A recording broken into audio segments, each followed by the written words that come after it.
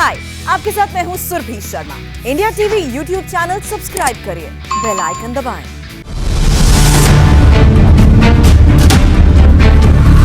नमस्कार, शाम के 7:30 बजने वाले हैं। आपके साथ मैं हूँ सुरभि शर्मा, लेकर आ गई हूँ इलेक्शन का सबसे बड़ा शो। अब की बार किसकी सरकार?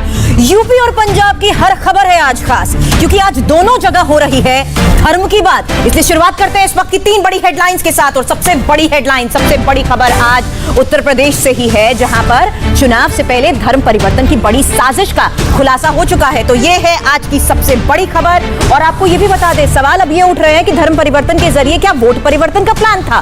डिटेल बताऊंगी। उससे पहले दूसरी बड़ी खबर, यूपी में 2022 के इलेक्शन के लिए बीजेपी में 72 घंटे का महामंथन चल रहा है। दिल्ली से आए बीएल संतोष ने योगी के घर बनाई है इलेक्शन स्ट्रैटेजी। और क्या है बीजेपी का ये पूरा प्लान? डिटेल्स बताऊं उससे पहले तीसरी बड़ी खबर पंजाब से, जहां पर केजरीवाल का मिशन पंजाब अब स्टार्ट हो चुका है। और अमृतसर में मंदिर मंदिर घूमने के बाद केजरीवाल का धार्मिक कार्ड, कहां उनकी पार्टी की सरकार बनी तो सिख ही बनेगा मुख्यमंत्री। एक एक डिटेल आपके सामने, क्योंकि इलेक्शन शो की हम शुरुआत कर रहे हैं इस वक्त की सबसे बड़ी खबर के साथ। उत्तर प्रदेश से ये बड़ी खबर है, क्योंकि यूपी में चुनाव से पहले धर्म परिवर्तन की बहुत बड़ी साजिश का खुलासा हुआ है। और सवाल ये, क्या नोएडा में भी धर्म बदला गया? मथुरा में, काशी में धर्म बदलेगा? सच जाने उससे पहले डिटेल पुलिस के जरिए जो इस गैंग के बारे में आई है वो देख लीजिए, क्योंकि यूपी एटीएस ने धर्म परिवर्तन कराने के 2 आरोपियों को गिरफ्तार किया गया है। और पकड़े गए आरोपी हैं मोहम्मद उमर गौतम और साथ ही मुफ्ती काजी जहांगीर। आरोपी है कि ये लोग अब तक 1000 से ज्यादा लोगों का धर्म परिवर्तन करा चुके हैं। और इन दोनों आरोपियों ने नोएडा के मुखबधिर स्कूल के 1.5 दर्जन बच्चों का भी धर्मांतरण कराया है। अब ये 2 आरोपियों की तस्वीर आपके सामने, क्योंकि ये स्क्रीन पर एटीएस में हिरासत में लिए गए उन 2 मौलानाओं की तस्वीर हम आपको दिखा रहे हैं, जिन पर यह इल्जाम है कि गैर मुस्लिमों का इन्होंने धर्म परिवर्तन कराया। इनके नाम क्या है आपने जाना? मोहम्मद उमर गौतम और मुफ्ती काजी जहांगीर। ये दोनों मुस्लिम संस्थान इस्लामिक दावा सेंटर से जुड़े हुए हैं। बता दें कि 2 जून को ही गाजियाबाद के डासना में एक मंदिर था और दोनों लड़के नाम बदलकर यहां घुसने की कोशिश में पकड़े गए और उन्हीं से पूछताछ की गई। और इस पूछताछ के बाद मौलाना उमर और जहांगीर के बारे में सारी डिटेल जानकारी हाथ लगी है। लेकिन चुनाव से पहले धर्मांतरण का ये रैकेट कहां कहां फैला है, इस स्टोरी पर पुलिस अफसर का एंगल समझिए, क्योंकि आगे इसका पॉलिटिकल एंगल आपको मैं समझाऊंगी। 2 जून 2021 को 2 लोग नाम बदलकर एक मंदिर में प्रवेश करने की कोशिश कर रहे थे दासना जेल में, दासना गाजियाबाद में। उनकी गिरफ्तारी के बाद से जो प्रारंभिक सूचनाएं थी उसको हम लोगों ने डेवलप किया और अन्य हमारी जो सिस्टर एजेंसीज हैं उनकी सहायता लेके एक बड़े गैंग का पर्दाफाश किया गया। और जो डॉक्यूमेंट्स अभी हमारे पास मिले हैं उसके हिसाब से 1000 से ज़्यादा लोगों का धर्म परिवर्तन कराया गया है, जिसमें मुख्यतः ऐसे लोग हैं जो कि वल्नरेबल सोसाइटी है, जैसे मूक बधिर बच्चे हैं, महिलाएं हैं, गरीब लोग हैं। उनको तरह तरह की लालच और प्रलोभन देके, चाहे वो पैसे की हो, नौकरी की हो, शादी की हो, इस तरह से चीज़ें करके एक संस्था इस्लामिक दावा सेंटर है ये चलाते हैं और उसके तहत ही ये चीज़ें हो रही हैं। उनके द्वारा ही मैसिव फंड मैनेजमेंट भी किया जा रहा है। और इसके तहत 2 व्यक्ति हम लोगों ने गिरफ्तार किए हैं, जिसमें से एक व्यक्ति खुद ऐसे हैं जिनका धर्म परिवर्तन हुआ है। आप सुनकर चौंक जाएंगे धर्म परिवर्तन का ये रैकेट कैसे काम कर रहा था। महिलाओं के ब्रेन वॉश किए जा रहे थे, मुखबधिर स्कूल के बच्चों को टारगेट किया जा रहा था, गरीबों को लालच देकर फंसाया जा रहा था। और पूरी क्रोनोलॉजी आप समझिए, क्योंकि उमर गौतम और मुफ्ती काजी जहांगीर दिल्ली के ये रहने वाले हैं, दोनों इस्लामिक दावा सेंटर से भी जुड़े हुए हैं। यह भी खुलासा हुआ है कि उमर गौतम पहले हिंदू था और खुद धर्म परिवर्तन करके दूसरों का भी धर्म परिवर्तन करने लगा। इनका ठिकाना दिल्ली में ही है और इनकी संस्था जो है वो इस्लामिक दावा सेंटर जामिया नगर में रजिस्टर्ड है। अब इनका बड़ा टारगेट बना नोएडा की डीप सोसाइटी। और यहाँ आदित्य गुप्ता जो कानपुर के रहने वाले हैं उनका धर्मांतरण किया गया और दक्षिण के किसी राज्य में भेज दिया गया। नोएडा डीप सेंटर के ही छात्र मनु यादव जो कि गुरुग्राम का रहने वाला है, उनका भी धर्म परिवर्तन कराया गया। ये पूरा रैकेट है। और बता दें 20 जिलों में ये रैकेट फैला हुआ है। कानपुर, नोएडा, मेरठ, वाराणसी, मथुरा, उन्नाव, शाहजहांपुर, मुरादाबाद तक धर्म परिवर्तन का ये पूरा धंधा चल रहा था। तो पूरी क्रोनोलॉजी अभी आपको समझाई है। अब समझिए कैसे कैसे यूपी चुनाव में धर्मांतरण भी आ गया है, क्योंकि इसमें आईएसआई भी है, इसमें बड़े बड़े नेता भी अब हिंदू मुस्लिम करते हुए मैदान में कूद चुके हैं। अब बड़ा खुलासा क्या हुआ है, देखिए कि इस्लामिक दावत सेंटर को पाकिस्तान से पैसे मिल रहे थे, फंडिंग हो रही थी। पाकिस्तान की खुफिया एजेंसी आईएसआई दोनों मौलानाओं को फंड कर रही थी और यूपी पुलिस ये दावा कर रही है कि ये रैकेट सिर्फ यूपी तक ही सीमित नहीं है।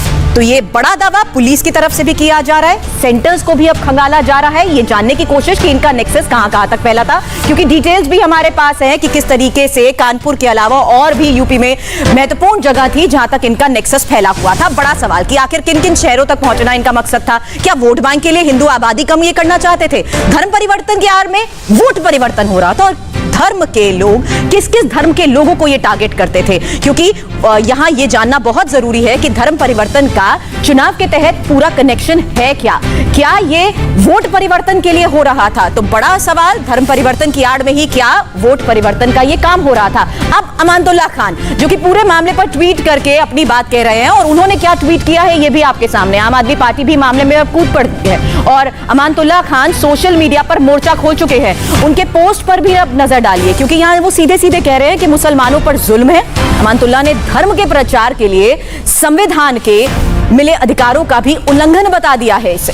तो ये ट्वीट अमानतुल्लाह खान की तरफ से किया गया है। अब इसी स्टोरी में देखिए किस तरह से सारे तड़के लग चुके हैं, लेकिन अमानतुल्लाह का बयान उससे पहले देखिए कि दो मौलानाओं की गिरफ्तारी को मुसलमानों पर जुल्म वो बता रहे हैं और साथ ही कह रहे हैं कि गिरफ्तारी को धर्म के प्रचार के अधिकारों का ये उल्लंघन है।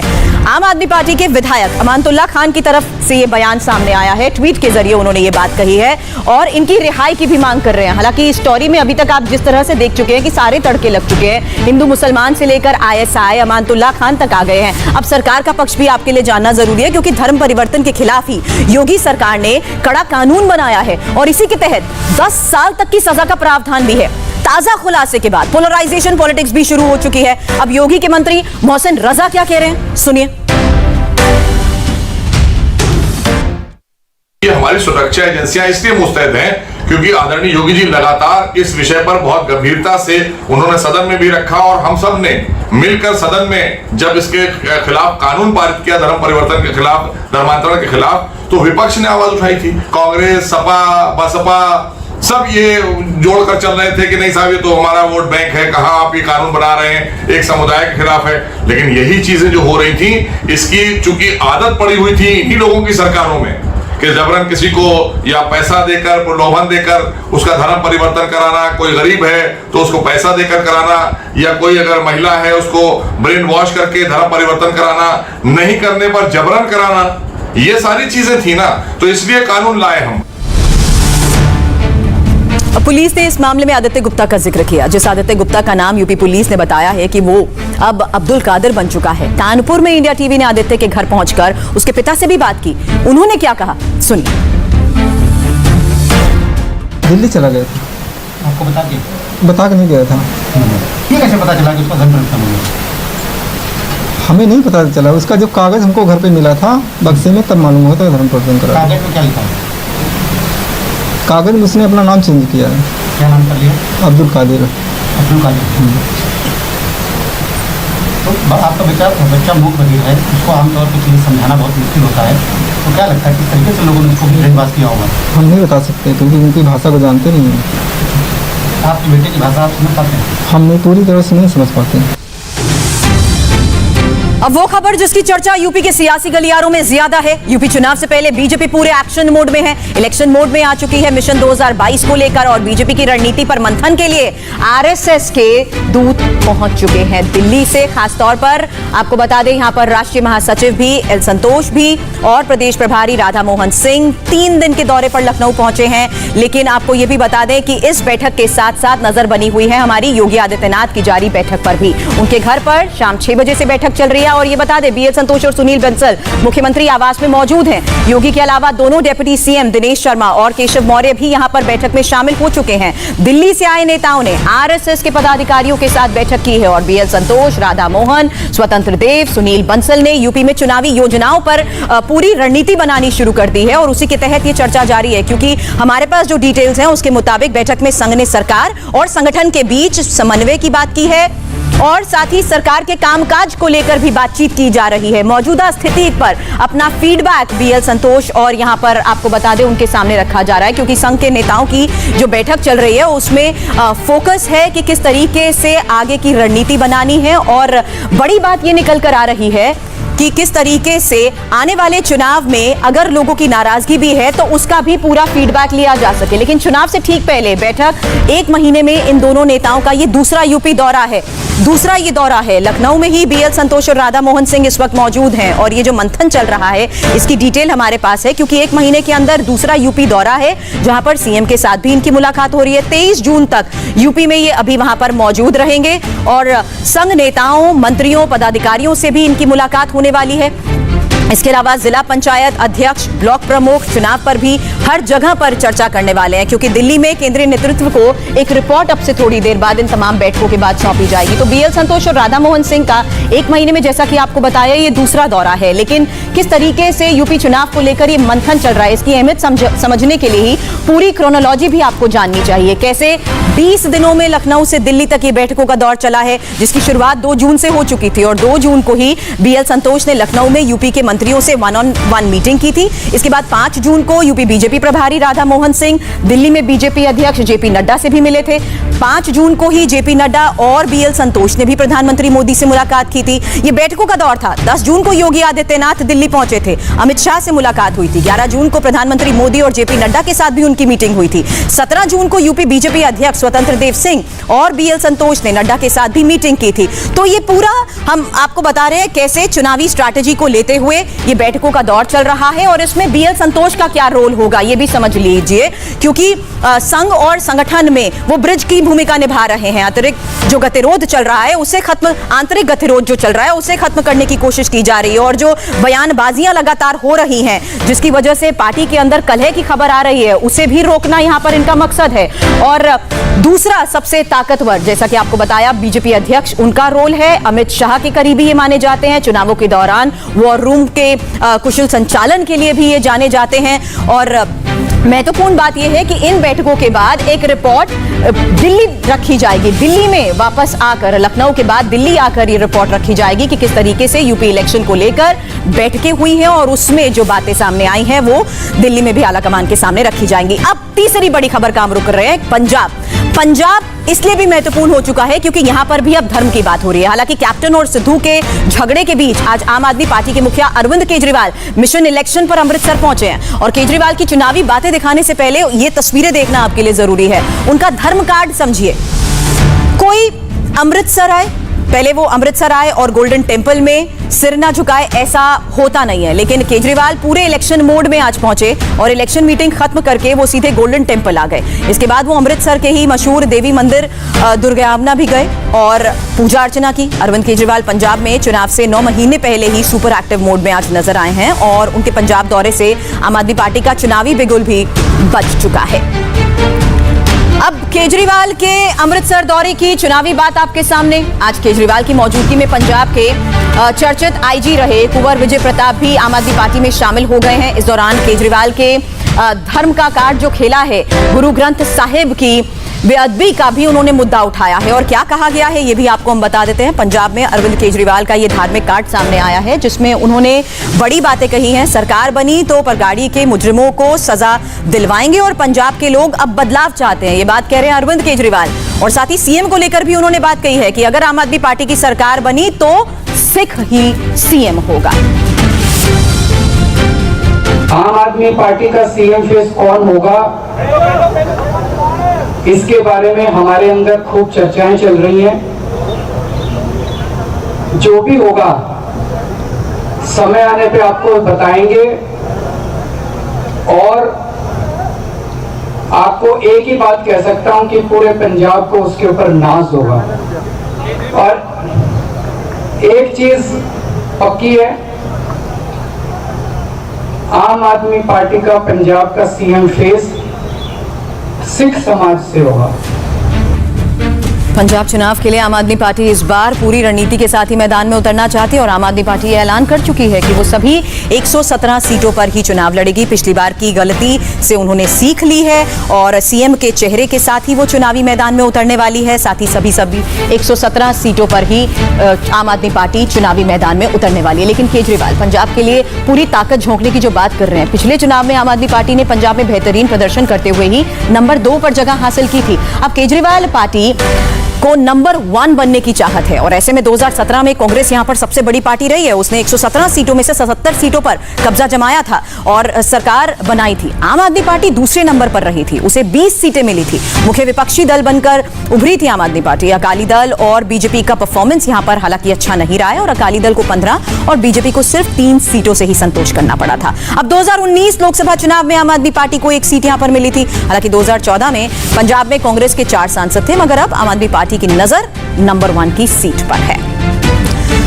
तो पंजाब में अमरिंदर और सिद्धू के कैंप में क्या चल रहा है और पंजाब इलेक्शन से जुड़ी आज की एक और बड़ी खबर आपको बता दें। कांग्रेस नेता नवजोत सिंह सिद्धू ने कांग्रेस पैनल के सामने अमरिंदर सिंह की पेशी से पहले बगावती तेवर दिखा दिए हैं। आज 2 वीडियोस और 2 ट्वीट किए गए हैं उनकी तरफ से, वो डिटेल आपके सामने। सिद्धू ने ट्वीट करके कह दिया है कि अमरिंदर सिंह और उनकी सरकार को चैलेंज करता हूं। नवजोत सिंह सिद्धू ने कहा है कि जिस सिस्टम ने खुद को बदलने से इनकार कर दिया तो मैंने सिस्टम ही ठुकरा दिया है। चाहते हैं कि पंजाब का सिस्टम बदलूं और लोगों के हाथ में ताकत वापस दूं। सिद्धू ने जो ट्वीट किए हैं वो भी आपके सामने काफी दिलचस्प है।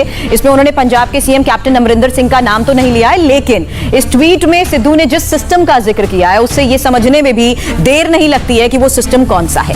सिद्धू ने क्या लिखा है डिटेल आपके सामने है, क्योंकि यहां अब दूसरे ट्वीट की भी हम आपके सामने बात रख रहे हैं। सिद्धू ने यह साफ तौर पर कह दिया है कि हमेशा पंजाब के लोगों के लिए ही उन्होंने काम किया है, किसानों के हित के बारे में ही सोचा है। अब 2 तस्वीरें भी आपके सामने उस मुलाकात की सामने आ रही हैं, क्योंकि यहां आज नवजोत सिंह सिद्धू की तरफ से जो ट्वीट किए गए, जो सवाल खड़े किए गए, वो हमने आपको बता दिया और साथ ही वीडियो भी उन्होंने ये ट्वीट किया है और ये तस्वीरें उसी वीडियो की हम आपको दिखा रहे हैं। क्योंकि यहां बड़ा सवाल यही है कि क्या पंजाब चुनाव से पहले सिद्धू की बगावत कांग्रेस को भी अब भारी पड़ने वाली है। आखिर कैप्टन और सिद्धू की इस खाई को कांग्रेस कैसे भरेगी? 5 साल पहले सिद्धू बीजेपी से कांग्रेस में ही आए थे और पंजाब में सरकार बनी तो कैप्टन की कैबिनेट का अहम हिस्सा भी वो बन गए। लेकिन जल्द ही सीएम अमरिंदर सिंह के साथ उनके 36 के आंकड़े भी सामने आ गए और सिद्धू को मंत्री पद भी छोड़ना पड़ गया था इसी वजह से। और इसके बाद पार्टी हाईकमान लगातार उन्हें पार्टी या सरकार में एडजस्ट करने की कवायद की कोशिश भी करता रहा। अब कैप्टन सीएम कैबिनेट में सिद्धू को दोबारा से कैबिनेट में लेने के लिए तैयार थे, लेकिन उन्हें शहरी विकास मंत्रालय की जगह ऊर्जा विभाग ही देना चाहते थे और कैप्टन किसी भी सूरत में सिद्धू को डेप्यूटी सीएम नहीं बनाना चाहते, जबकि हाईकमान सिद्धू का कद बढ़ाना चाहता है। तो इसी तरह से बड़ी खबरों पर लगातार हम आपको अपडेट करते रहेंगे, क्योंकि कैप्टन के खिलाफ सिद्धू ने तो मोर्चा खोल दिया है, लेकिन प्रधानमंत्री मोदी के खिलाफ भी एक बहुत बड़ा चक्रव्यूह रचा जा रहा है अब से थोड़ी देर बाद। हाय, आई एम सुरभि शर्मा। खबरों से अपडेट रहने के लिए India TV YouTube channel subscribe करिए, साथ में बेल आइकन जरूर दबाएं। जुड़े रहें इंडिया टीवी के साथ।